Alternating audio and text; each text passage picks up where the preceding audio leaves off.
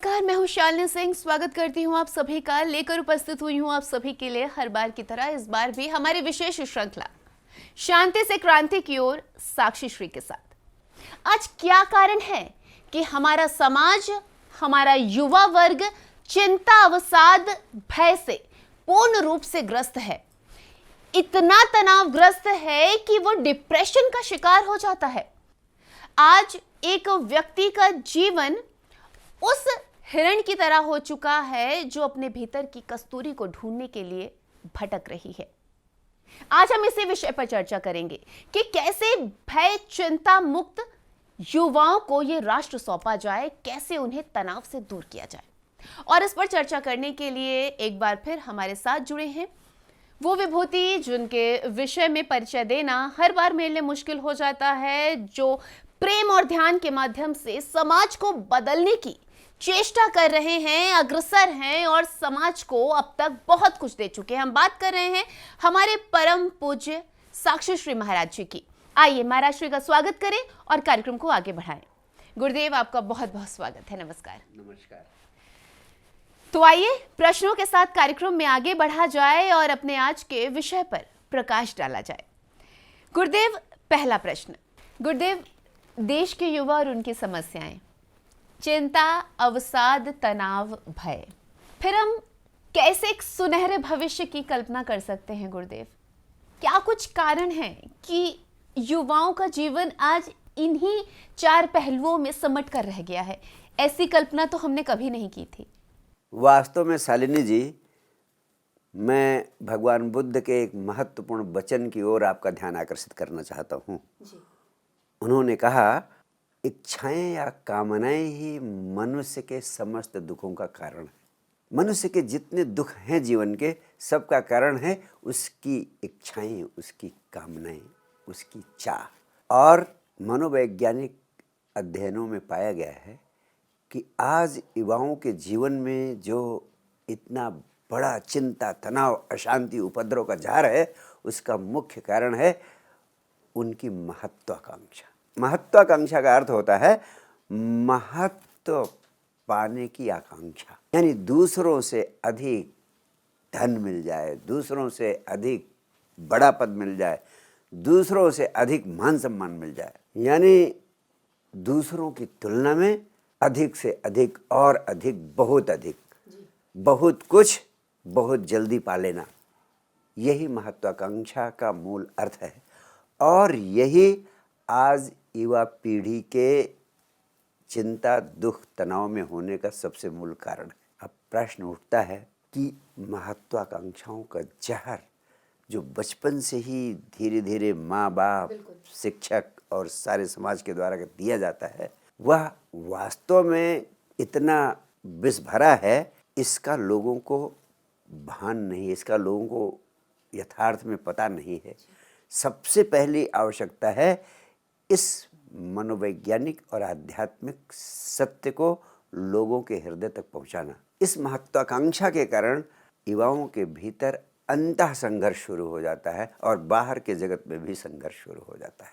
इससे उनका जीवन पूरी तरह अशांति और उपद्रव से भर जाता है। अब प्रश्न उठता है कि इस महत्वाकांक्षा के जहर से मुक्त कैसे हुआ? सबसे पहली बात, इस सत्य को जान लेना कि महत्वाकांक्षाएं जहरीली होती हैं, इनसे मुक्त होना जरूरी है। ये पहली अनिवार्य शर्त है। दूसरी महत्वपूर्ण बात इस संबंध में यही कहना चाहता हूँ कि व्यक्ति इन सारी महत्वाकांक्षाओं को इसलिए पैदा करता है कि वह कुछ न कुछ और अधिक पाले। वो ऐसे कामों में अपने को लगा देता है जो करना उसकी स्वाभाविक वृत्ति नहीं है, जो भीतर से करना चाहता नहीं है, लेकिन करता सिर्फ इसलिए है जिससे उसकी इनकम बढ़ जाए या जिससे वह दूसरों की अपेक्षाओं को पूरा कर दे, माँ बाप की अपेक्षाओं को पूरा कर दे। मैंने बहुत गौर से देखा तो एक ही समाधान उपलब्ध होता है कि जो भी हम पाना चाहते हैं, जो भी हम करना चाहते हैं, जो भी हम होना चाहते हैं, वह हमारी स्वाभाविक वृत्ति, आंतरिक वृत्ति का परिणाम है। तब वह हमारे लिए प्रेमपूर्ण हो जाता है। फिर वह हमारे लिए दुखदाई नहीं बनता है। जैसे हर व्यक्ति की कुछ आंतरिक वृत्ति होती है, कुछ स्वधर्म होता है, कुछ निजी चाह होती है। जैसे किसी को फूलों की खेती करना बहुत आकर्षित कर सकता है, जैसे किसी को चित्र बनाना आकर्षित कर सकता है, जैसे किसी को गीत गाना और संगीत में आगे बढ़ना आकर्षित करता है।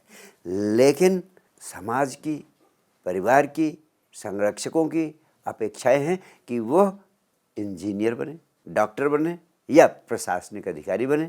अब प्रश्न उठता है कि इस महत्वाकांक्षा के जहर से, महत्वाकांक्षा के कैंसर से कैसे मुक्त हुआ जाए। सबसे पहली आवश्यकता है कि पूरे समाज में इस सत्य के प्रति जागरूकता पैदा की जाए कि बच्चा जो चाहता है, युवा जो करना चाहता है, जो उसकी स्वाभाविक वृत्ति है, जो करना उसका प्रेम है, उसी दिशा में उसे आगे बढ़ने के लिए प्रेरित किया जाए, उसी दिशा में उसे आगे बढ़ने के लिए सक्रिय किया जाए और उसके ऊपर अपने भीतर के इरादे न लादे जाएं, अपनी मनसा, अपनी चाह उसके ऊपर न थोपी जाए।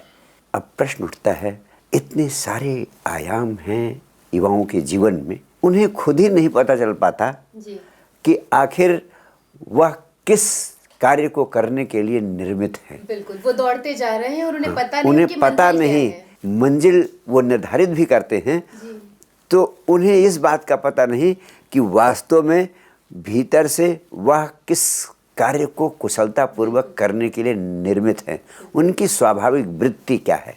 भगवान कृष्ण गीता में कहते हैं, स्वधर्मे निधनम श्रेयः, यानी जो आपकी निजता है उसी के अनुरूप कार्य करना ही आपका धर्म है।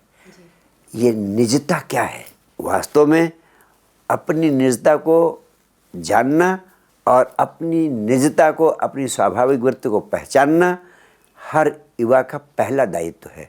और सारी शिक्षा व्यवस्था का यही अर्थ है कि सारी शिक्षा व्यवस्था और शिक्षण संस्थान और शिक्षक हर युवा को यह जानने में सहयोग दें कि उसकी वास्तविक वृत्ति, उसका वास्तविक स्वभाव क्या है, जिस दिशा में वो सक्रिय हो तो उसके भीतर का फूल खिल सकता है। वास्तव में इस संबंध में बहुत तरह के अध्ययन किए गए, लेकिन उनका निष्कर्ष जो मैंने आत्मसात किया है और जो मैं जादुई सूत्र के रूप में, मैजिकल फार्मूला के रूप में युवा को देना चाहता हूँ, वो ये है कि जो भी आप कार्य करना चाहते हैं उसे अगर आप इस भाव से करते हैं हमारा भविष्य इससे सुरक्षित हो जाएगा, या हमें बहुत धन मिल जाएगा, या हमें बड़ा पद मिल जाएगा, तो निश्चित रूप से वह आपकी स्वाभाविक वृत्ति नहीं है, वो आपकी निजता नहीं है, वह आपका स्वधर्म नहीं है।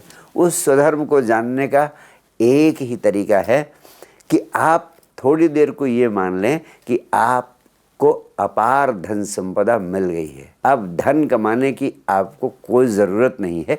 ऐसी स्थिति में आप गौर से सोचें, गौर से देखें कि भीतर से अब आप क्या करना चाहेंगे।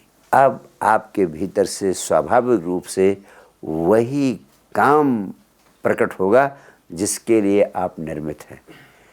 क्योंकि अगर आप धन की चाह में सक्रिय होंगे, धन की आकांक्षा से सक्रिय होंगे, तो उन कामों को करने की ओर आप अग्रसर होंगे जिन कामों से आपको पता चलेगा कि बहुत धन मिल सकता है।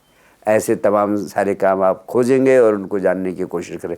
लेकिन अगर आप ये मान लेते हैं कि धन तो आपके पास अथाह आ चुका है, अब जो जीवन बचा है उस जीवन को बिताने के लिए आप क्या करना चाहेंगे, तब निश्चित रूप से आपको स्वधर्म का, आंतरिक स्वभाव का पता चलेगा और उस दिशा में आप सक्रिय होंगे। तो एक चमत्कार तो ये होगा कि वो उस कार्य को करना आपका आनंद बन जाएगा। You will start loving what you start doing. That is why it is said कि महत्वाकांक्षाओं से मुक्त होने का उपाय है लव व्हाट यू डू और डू व्हाट यू लव। और इसको पता करने का तरीका मैंने आपको बताया। दूसरा महत्वाकांक्षाओं से मुक्त होने का उपाय है भगवान कृष्ण गीता में कहते हैं कर्मणेवाधिकारस्ते मा फलेषु कदाचन, यानी जिस दिशा में आप कार्य कर रहे हैं उसमें पूरी ताकत लगाकर उस काम में आगे बढ़ते जाएं, फल की आकांक्षा ना करें, फल की कामना ना करें। जब इस तरह आप सक्रिय होते हैं तो उस विशेष कृत्य में आपकी पूरी ऊर्जा लग जाती है, और जब पूरी ऊर्जा कृत्य में लग जाती है तो परिणाम अपने आप मिलता है। लेकिन परिणाम पर फोकस ना करें तो निश्चित रूप से आपको महत्वाकांक्षा के जहर से मुक्ति मिलेगी। और तीसरा सूत्र महत्वाकांक्षाओं से मुक्त करने के संबंध में मैं बार बार सारी दुनिया को देता हूँ, भीतर से संन्यास, बाहर से संसार। यानी बाहर के जगत में आप वैसे ही कार्य करते रहें जैसे आप बहुत बड़े महत्वाकांक्षी हैं, लेकिन भीतर से संन्यास, यानी भीतर से सर्व स्वीकार के भाव में रहें। इस बात के लिए राजी हो जाए कि करने वाला वही, कराने वाला वही, जो अस्तित्व की मर्जी होगी, जो अस्तित्व की व्यवस्था होगी, जो अस्तित्व के द्वारा स्क्रिप्टेड होगा, मैं उसके लिए राजी हूँ। इस सूत्र का अभ्यास करें, आपकी ज़िंदगी बदलेगी, महत्वाकांक्षाओं के जहर से आप मुक्त होंगे। युवाओं में चिंता, तनाव, भय और अवसाद का दूसरा महत्वपूर्ण कारण है कि युवा भविष्य में क्या क्या हो सकता है इसकी कल्पनाएं करते रहते हैं, और इन कल्पनाओं में जब वह उन बातों की सोच विचार करते हैं जो अप्रिय घटनाएं संभावित हैं, जब भविष्य में इस दिशा में अप्रिय हो सकता है, उस दिशा में अप्रिय हो सकता है, इसकी कल्पनाओं में वो डूब जाते हैं तो चिंता और भय से भर जाते हैं, तनाव से भर जाते हैं। जैसे इस बात की कल्पना करते हैं कि अगर अगली साल नौकरी ना मिली तो क्या होगा, और फिर नौकरी ना मिलने के भय, चिंता और तनाव से डूब जाते हैं। इस बात की कल्पना करते हैं कि कहीं उनका ब्रेकअप हो गया तब उनका जीवन कैसे बीतेगा। तो ये जो भविष्य की कल्पना है, अप्रीतिकर कल्पना है, दुखदायी कल्पना है, वही उनके चिंता, तनाव, अवसाद का कारण बनी। इसका अर्थ है कि कल्पना उनके चिंता, अवसाद, तनाव का कारण है। एक नकारात्मक कल्पना उनके चिंता, अवसाद, तनाव का कारण है। कोई वास्तविक या यथार्थ की स्थिति उनके चिंता, अवसाद, तनाव का कारण नहीं। ये बात साफ हो गई। और भगवान बुद्ध कहते हैं जब यथार्थ की कोई बात, यथार्थ का कोई सत्य, यथार्थ की कोई घटना आपके चिंता, दुख, तनाव का कारण नहीं है, फिर भी आप दुखी है, तो इसका मतलब आप पागल हैं। वास्तव में यह एक प्रकार का पागलपन है जो युवाओं को पकड़ता है और उनके वर्तमान को बर्बाद करता है। वह एक दुखांत फिल्म निर्मित करने लगते हैं कल्पना की। मेरी सीधी सी सलाह है, माई सिंपल एडवाइस इज, एक ट्रेजेडी की फिल्म बनाने के स्थान पर कल्पना में एक कॉमेडी की फिल्म बनाना शुरू कर दें। और जब कल्पना में कॉमेडी की फिल्म बनाना शुरू कर देंगे तो चिंता, अवसाद, तनाव की जगह सुख, खुशहाली और आनंद के बीज, आनंद के फूल खिलने लगेंगे। सिर्फ परिवर्तन करना है, दुखांत कल्पनाओं की जगह सुखांत कल्पनाएं करनी है। कल्पना करना तो आपके हाथ में है, सिर्फ इतना ही है कि आपने अपने माइंड को ट्रेन नहीं किया है। आपका माइंड ट्रेंड हो गया है डिफ़ॉल्ट मोड में नकारात्मक फिल्म बनाने में। आपको ट्रेन करना है अपने माइंड को सकारात्मक फिल्म बनाने के लिए, और इसको माइंड को ट्रेन करने का आज तक पृथ्वी पर एक ही उपाय पैदा हुआ है। उस उपाय का नाम है ध्यान, ध्यान, ध्यान। ध्यान के द्वारा आप अपने माइंड को ट्रेन कर सकते हैं, और माइंड के आप गुलाम नहीं होंगे, माइंड आपका गुलाम होगा। माइंड एक टूल हो जाएगा, माइंड का आप अपने अनुसार उपयोग करेंगे, जैसा चाहेंगे वैसा उपयोग करेंगे।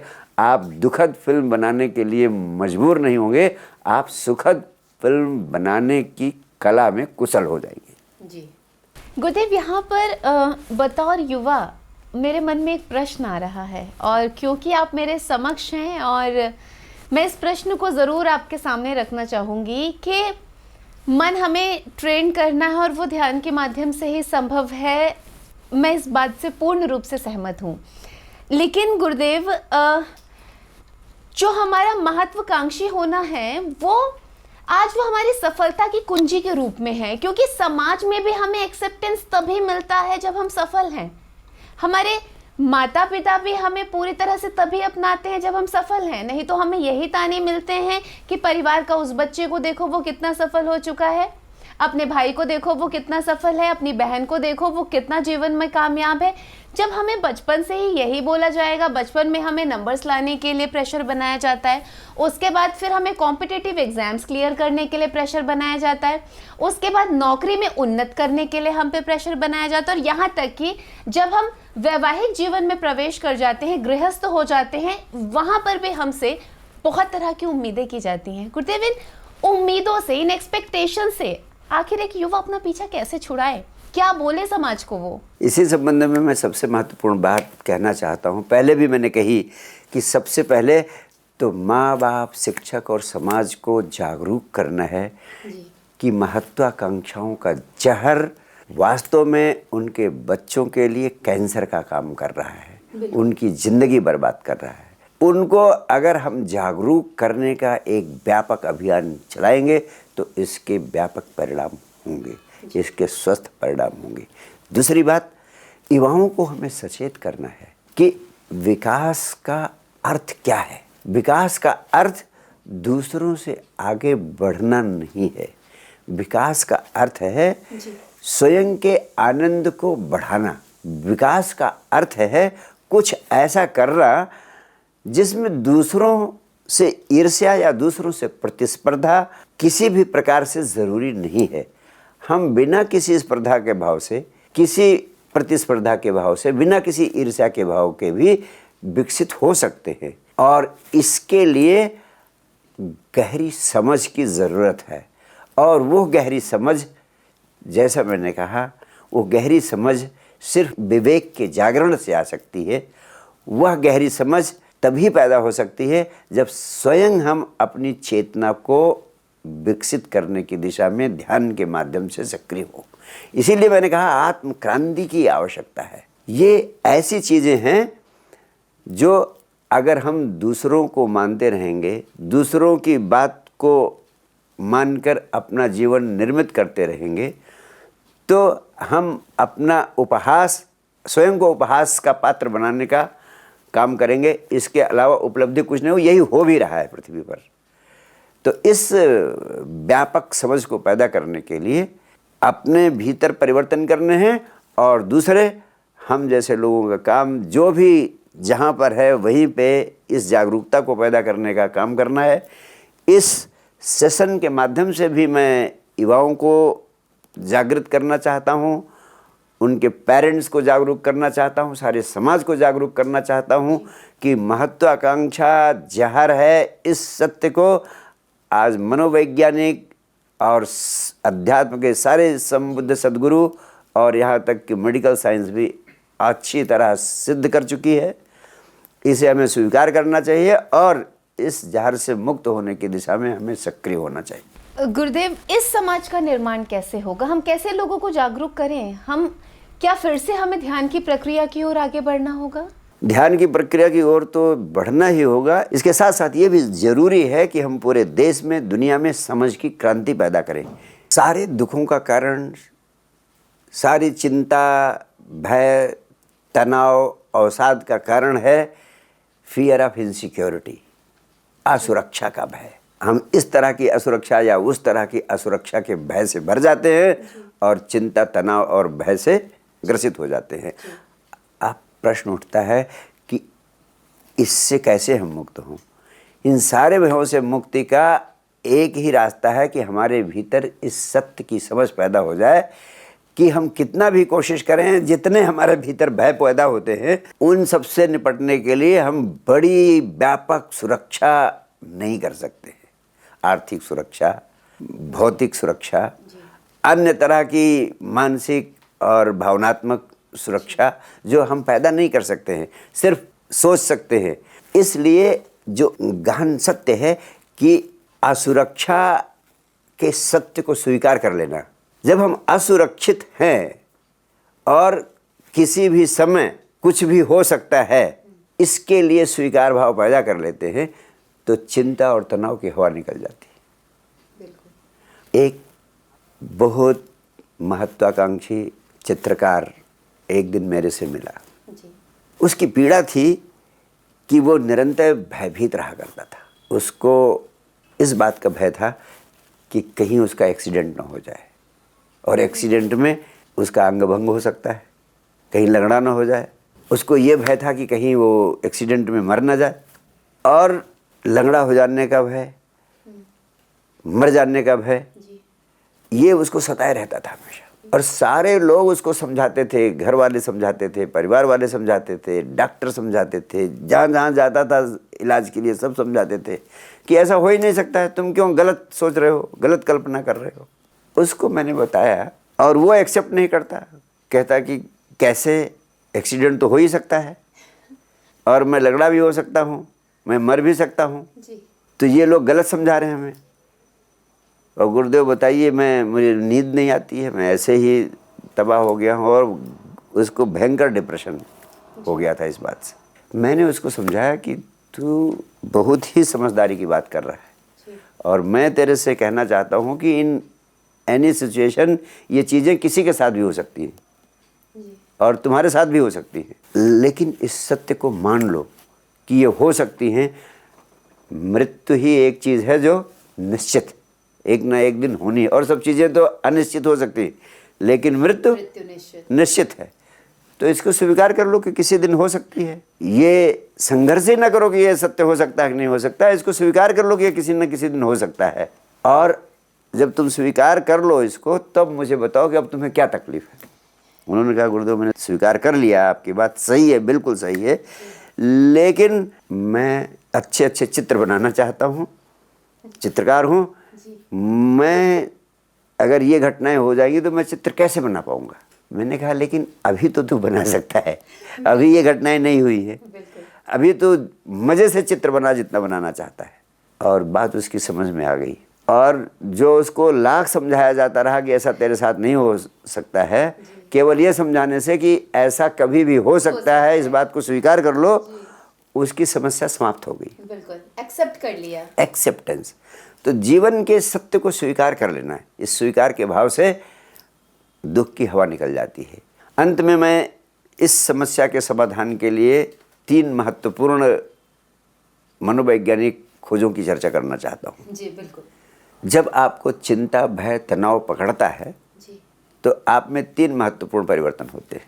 सबसे पहली बात, आपकी फिजियोलॉजी चेंज हो जाती है, आपकी शारीरिक अवस्था बदल जाती है, आपकी श्वास तीव्र गति से चलने लगती है, और ऐसे में आपका शरीर सिकुड़ जाता है, आपके कंधे सिकुड़ जाते हैं। जो फिजियोलॉजिकल चेंज हुआ आप शरीर में, उस फिजियोलॉजी को आप बदल करके तुरंत चिंता और भय से मुक्त हो सकते हैं, तनाव से मुक्त हो सकते हैं। अब आपकी श्वास की गति तेज हो गई है और आपका शरीर सिकुड़ रहा है।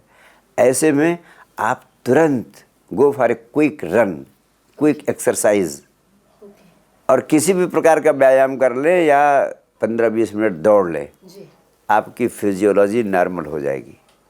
और फिर आप लंबी और गहरी सांस लें। 15-20 मिनट का व्यायाम करने के बाद थोड़ी देर लंबी और गहरी श्वास लें, तो जो उथली श्वास चलने लगी थी, आपकी तेज़ गति से श्वास चलने लगी थी, उथली श्वास चलने लगी थी, वो श्वास लंबी और गहरी हो जाएगी और आपकी फिजियोलॉजी पूरी चेंज हो जाएगी। आप चिंता और तनाव से मुक्त हो जाएंगे। ये मेडिकल साइंस और मनोवैज्ञानिक परीक्षणों के आधार पर ये सत्य सिद्ध हो चुका है। दूसरा जो परिवर्तन होता है, आप जब चिंता, भय, तनाव से भरते हैं तो आपकी भाषा, आप जो शब्द यूज़ करते हैं वो बड़े कमज़ोर शब्द प्रयोग करने लगते हैं। डर, चिंता, तनाव से भरे हुए शब्द प्रयोग करने लगते हैं, हताश दिखने लगते हैं। तो ऐसे में change your words, start using power words. शक्तिशाली शब्दों और फ्रेजेस का प्रयोग करें, जैसे मैं कुछ नहीं कर सकता, लगता है मैं ऐसे ही रह जाऊंगा, Instead of saying, I will lose, start saying, I will win. Instead of saying, I can't do, start saying, I can do. So these things will start making immediately big impact on you. और तीसरा महत्वपूर्ण परिवर्तन होता है, आपका focus उन चीज़ों पर केंद्रित हो जाता है जो चिंता, तनाव, भय का कारण है। आपका फोकस ऐसी अवस्था में उस पर चला जाता है जो आप चाहते हैं ना हो। Your focus goes on what you do not want to happen. Now you have to change your focus on what you want to happen. अब जो आप चाहते हैं कि हो जाए, आप जैसा चाहते हैं कि ऐसा हो, उस पर अपना फोकस ले जाएं और उसको साकार होता हुआ अनुभव करें 5 मिनट तक। Close your eyes and for 5 minutes change your focus from what you fear to what you want to happen. Once you focus on what you want to happen, start visualizing the same for 5 minutes. 5 minute तक जो आप चाहते हैं कि हो, उसको साकार होता हुआ अनुभव करें। आपका फोकस बदलेगा, आपकी शारीरिक स्थिति, आपकी मानसिक स्थिति, आपकी भावनात्मक स्थिति बदलेगी और चिंता, तनाव, भय से आप मुक्त होते चले जाएंगे। आज के लिए हमारी इस विशेष प्रस्तुति में बस इतना ही। लेकर नया विषय एक बार फिर युवाओं की समस्याओं पर चर्चा हम होंगे उपस्थित। अभी के लिए दीजिए अनुमति, आप सबसे आज्ञा लूं, अनुमति लूं उससे पहले गुरुदेव का बहुत बहुत धन्यवाद। Thank you.